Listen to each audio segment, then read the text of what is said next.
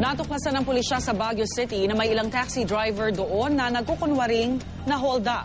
Ito raw ang idinadahilan nila tuwing wala silang maiuwing kita o maipambayad na boundary. Narito ang report ni Alfie Tulagan ng GMA Dagupan.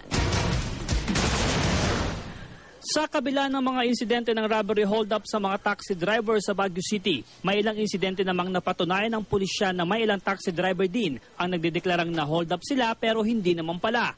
Napatunayan ito ng pulisya matapos magpa-blotter ang isang taxi driver na na-hold up umano ito ng magsakay ng pasahero sa tapat ng isang call center company sa Luacan Road.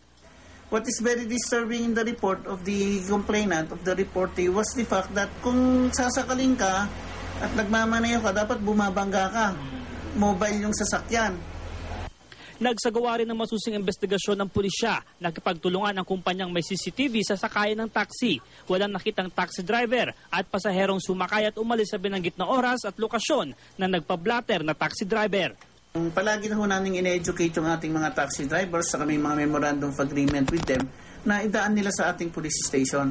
Second, part of their education is yung modus operandi ho ng mga nag-hold up sa kanila. Palagi namin sinasabihan sila na very unusual yung pasahero na from destination may mga dinadaan-daanan. Hindi naman ikinailan ng Regional Transport Coordinator ng Cordillera na posibleng gamitin ng mga taxi driver ang hold-up me alibay. Ang maaaring dahilan, walang maiuwing pera o pambayad ang taxi driver dahil naubos sa bisyo.